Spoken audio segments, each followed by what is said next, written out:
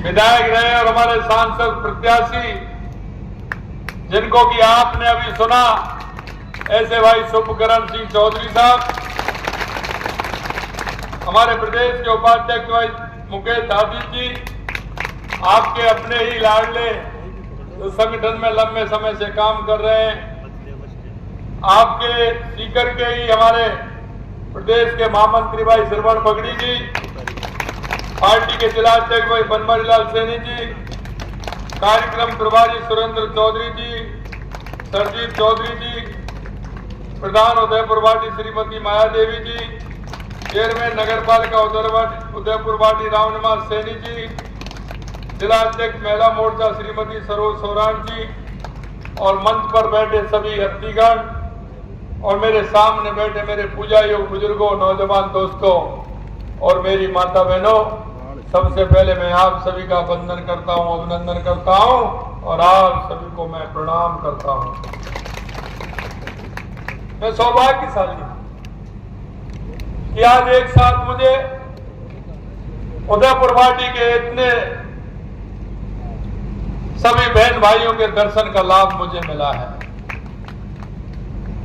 और ये दर्शन का लाभ मुझे मिला है, लेकिन इसका मैंने साक्षात्कार देखा है कि उस उदयपुर वाटी की और ये झुंझुनू और सीकर की जो शेखावाटी हमारी, उसकी यहाँ के भाई बहनों की कितनी बड़ी ताकत है, उसको मैंने महसूस किया है। क्योंकि जब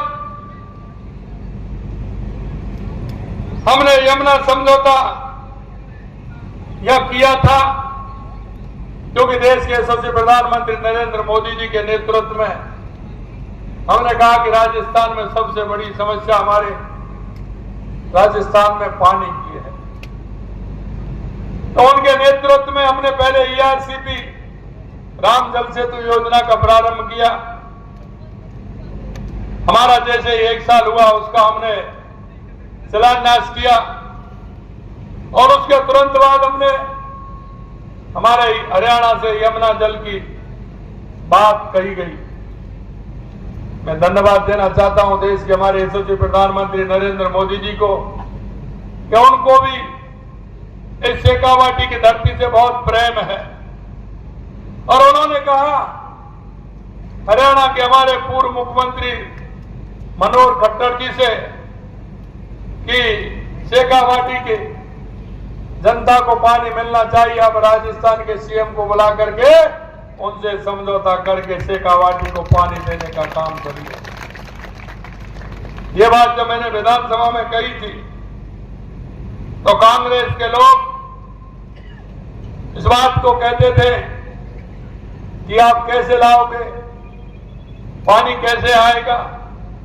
मैंने कहा चिंता मत करिए, डबल इंजन की सरकार है, मोदी जी के नेतृत्व में पूरी तरह से यमुना का पानी आएगा।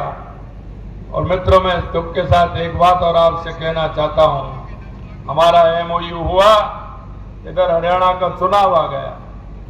हरियाणा का जब चुनाव आ गया तो वहां की कांग्रेस के लोगों ने, वहां की कांग्रेस पार्टी ने अपने घोषणा पत्र में लिखा, और घोषणा पत्र में लिखा कि अगर हरियाणा में कांग्रेस की सरकार आएगी तो हम भारतीय जनता पार्टी की सरकारों द्वारा किया गया MOU को हम रद्द कर देंगे, ये उन्होंने कहा।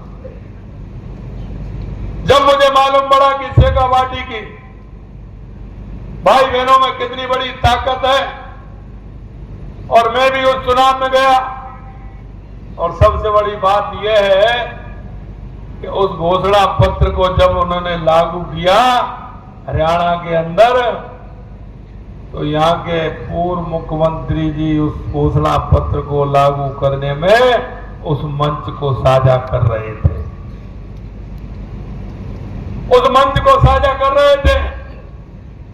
लेकिन जब मेरे को मालूम पड़ा और मैंने देखा, वो मैं इसलिए कह रहा हूं, आप भी उसको देख सकते हैं, अपनी उस घोषणा पत्र में उन्होंने क्या कहा है। लेकिन जैसे हमें मालूम पड़ा तो मैं भी वहां चुनाव में था। मैं चुनाव में था, वहां के मैंने कई जगह बोला, मैं मंच से मैंने कहा कि ये शेखावाटी के वो लोग हैं जो धरती का सीना चीर करके किसान मेहनत के साथ काम करता है और उसका बेटा सेना में जाकर के देश की रक्षा करता है, देश की रक्षा करता है। मैंने उनकी भाव और भावना ये है कि रद्द आप जब करोगे जब हरियाणा में जीत करके आओगे, जब जीत करके ही नहीं आओगे तो समझौते को कैसे रद्द कर दोगे।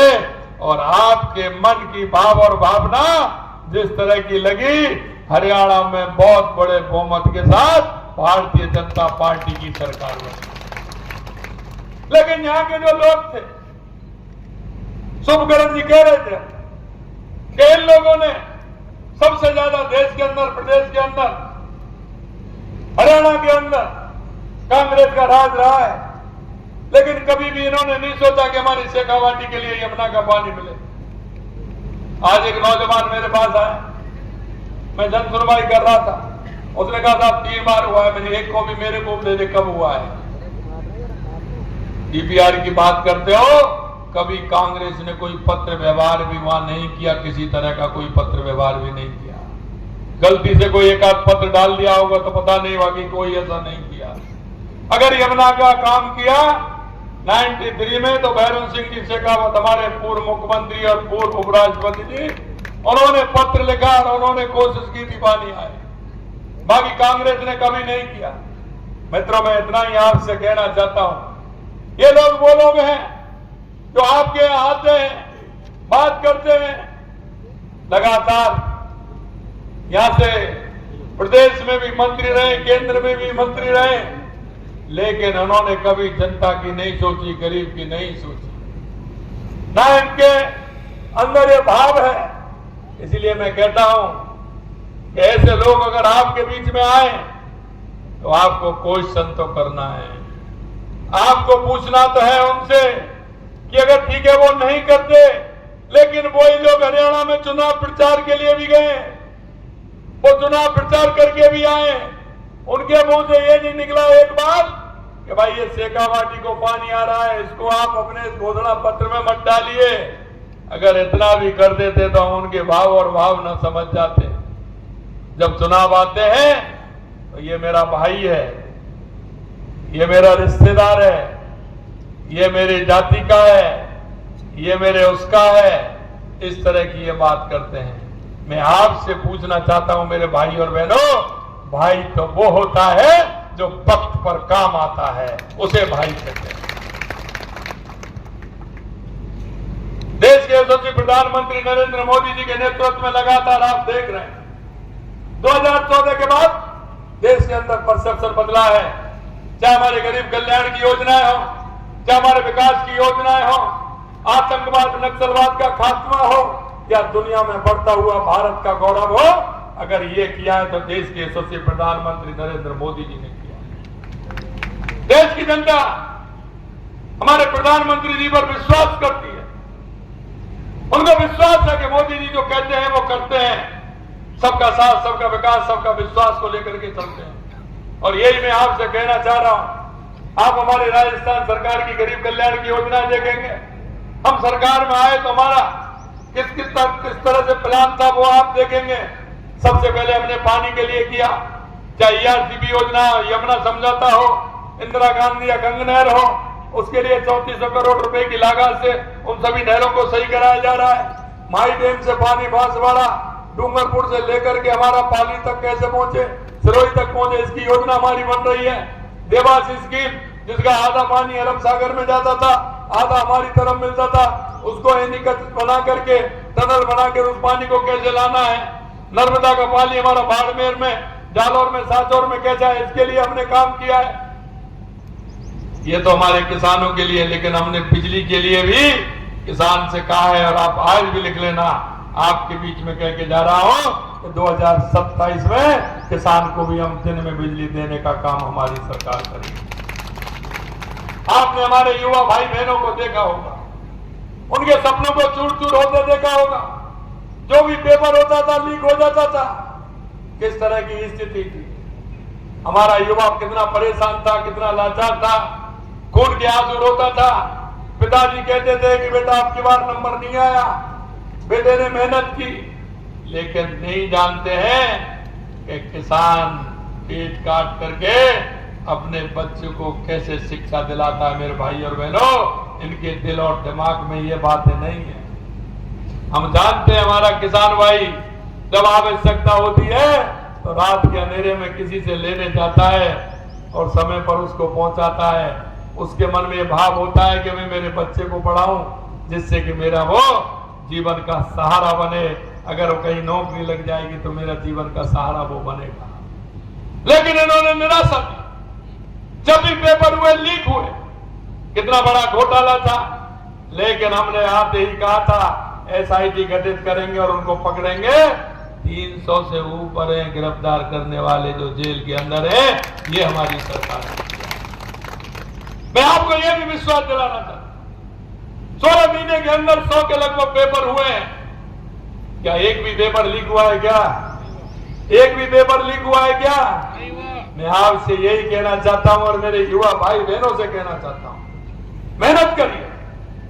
आपको पूरा हमने 1 साल का कैलेंडर बना के दे दिया। हमने कहा हम 1 लाख नौकरी देंगे, 69,000 दे दिए। जुलाई तक 30,000 देंगे, 1 लाख की पूर्ति कर देंगे। 1,88,000 पाइपलाइन में है। आप मेहनत करिए, पढ़िए। और कैलेंडर भी निकाल दिया कि विज्ञप्ति कब निकलेगी, फॉर्म कब भरेगा, परीक्षा कब होगी, परिणाम कब आएगा। और हमने तो ये भी लिख दिया कि नियुक्ति पत्र कब देने वाले हैं। और हम उसी आधार पर कैलेंडर बना करके चल रहे हैं। मैं इतना ही कहना चाहता हूं, उन युवाओं के सपनों को तोड़ने का काम किया, हम युवाओं को आबाद करने का काम कर रहे हैं। क्योंकि हमें पता है अगर हमारा युवा सशक्त होगा तो हमारा प्रदेश सशक्त होगा, हमारा किसान सशक्त होगा तो हमारा प्रदेश सशक्त होगा, हमारी माता बहनें सशक्त होंगी तो हमारा प्रदेश सशक्त होगा। हमारी माता बहनों की योजना, लखपति दीदी की योजना, लाडो योजना, कितना योजना हमने दी है। मैं माता बहनों से भी कहना चाहता हूं, आत्मनिर्भर बने। घर में हमारा 2 घंटे 3 घंटे काम है, लेकिन कोई ना कोई योजना के माध्यम से इतनी हमारी योजनाएं, अपना घर में ही कोई काम करके ऐसी उस योजना से जुड़ करके लखपति दीदी बनने का हमारा प्रधानमंत्री जी का सपना है, उसको पूरा करने में आप भी सहयोग करें। हमारा मजदूर, हमारा SC ST का व्यक्ति, अंत्योदय के परिकल्पना को लेकर के हम चलते हैं। ऐसा कोई व्यक्ति है जिसको आवश्यकता है, हमारी केंद्र और राज्य सरकार की जो योजना है, एक एक योजना आप देखोगे तो निश्चित रूप से आप महसूस करोगे कि एक एक योजना का लाभ हमारे एक एक उस पात्र व्यक्ति को मिलना चाहिए। ये निवेदन करने के लिए मैं आपके बीच में आया हूं, क्योंकि हम भी इस प्रदेश के नागरिक हैं, हम इस देश के नागरिक हैं। हमारा भी कर्तव्य बनता है कि सरकार की जो योजना है उनका लाभ नीचे तक पहुंचे। कभी कभी दिए तले अंधेरा होता है, मेरे को देखना पड़ता है कि कभी कभी मेरे पड़ोस में कैसा व्यक्ति रहता है। वो व्यक्ति रहता है, दिव्यांग भाई रहता है, किसी बीमार मां रहती है, कोई दिव्यांग बहन रहती है, किसी को आवश्यकता है, उसको कैसे सहारा देने का काम हम करें।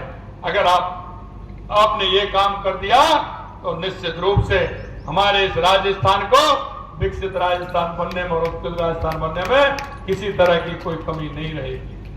हम सबका, मोदी जी कहते हैं सबका साथ, सबका विकास, सबका विश्वास और सबका प्रयास। इसलिए हम सबका प्रयास भी ये रहे कि हम आने वाले समय में कोई भी हमारा व्यक्ति ऐसा नहीं हो जो किसी भी तरह से उसको योजना का लाभ नहीं मिले। मित्रों, कभी महसूस होता है क्या, पंडित दीनदयाल उपाध्याय ने एकात्म मानववाद की रचना की है। एकात्मवाद क्या होता है, थोड़ा सा मैं आपको बताऊंगा। इसलिए कहना चाहता हूं, कभी कभी हम स्वस्थ मन रहता है हमारा, हम बढ़िया रहते हैं, लेकिन अगर पैर में कांटा लग जाता है तो हाथ क्यों जाता है? हाथ जाता है कि नहीं जाता है? आंख में अगर कुछ भी गिर जाता है तो आंख गया, तो आंख में हाथ क्यों गया? हाथ जाता कि नहीं जाता है तुरंत। सांप आंखों को दिखता है, अगर हम रास्ते में जा रहे हैं सांप किसको दिखता है? आंखों को, लेकिन पैर क्यों भागते हैं? ये हमारा समाज यही है, ये हमारा समाज है। समाज में अगर कोई पीड़ित है, कोई परेशान है, कोई अगर किसी को आवश्यकता है, हम सबका दायित्व बनता है हमारे शरीर रूपी समाज को हम पूरी तरह से सहयोग करें। हमारी सरकार पूर्ण रूप से, जो देश के यशस्वी प्रधानमंत्री नरेंद्र मोदी जी ने कहा है, किसान, युवा, महिला, मजदूर, अंतिम पंक्ति में खड़ा व्यक्ति के लिए हमारी सरकार काम कर रही है। और हम एक बात और आपसे कहना चाहते हैं, हमने जो कहा है वो हम करके बताएंगे। हमसे कहा उन्होंने कि आप 1 लाख नौकरी कैसे दे देंगे, अब वो चर्चा नहीं कर रहे जब 69,000 नौकरियां हमने दे दी है, नियुक्ति पत्र दे दिए। और इसलिए मैं आप सभी का आह्वान करना चाहता हूं, इस झुंझुनू के निर्माण में, राजस्थान के निर्माण में, देश के निर्माण में, विकसित झुंझुनू में, विकसित मेरे गांव में, विकसित मेरे राजस्थान के लिए आप सभी का सहयोग बहुत बड़ा सहयोग है। आप सबकी के सहयोग की अपेक्षा में है कि आप उस सहयोग को करते हुए समाज के वातावरण को बदलने के लिए, समाज में पूरी तरह से हमारे उन लोगों को साथ लेकर के चलने के लिए अगर हमारा पूरा समाज खड़ा होगा, सरकार का साथ देगा, तो सबका विकास, सबका विश्वास, सबका प्रयास वो रंग लाएगा। और वो रंग लाएगा तो हमारा दुनिया में, क्योंकि अभी 5वीं अर्थ शक्ति हमारा भारत बना है, आने वाले समय में तीसरी सबसे बड़ी अर्थव्यवस्था बनेगा भारत। और आने वाले 2047 तक भारत दुनिया का सिरमौर बनेगा। उसमें मेरा कितना योगदान है, मेरा कितना उसमें सहयोग है, ये हम सबको आंकलन करना पड़ेगा। इतना ही मैं कहना चाहता हूं आप सभी से। आगे कार्यक्रम बहुत है, बात तो बहुत करने की है। मेरे पास दिया है कि यहाँ शेखावाटी में, क्योंकि हम जो काम करते हैं तो हम ये नहीं देखते। मैंने विधानसभा के अंदर कहा ये प्रॉपर्टी खत्म करी है, कांग्रेस की प्रॉपर्टी थी। ये देखते थे कि कांग्रेस के जो विधानसभा के सदस्य होते थे उनको ही काम देते थे। मैं आपसे कहना चाहता हूं, उदयपुर वाटी विकास में कहीं पीछे नहीं रहेगा।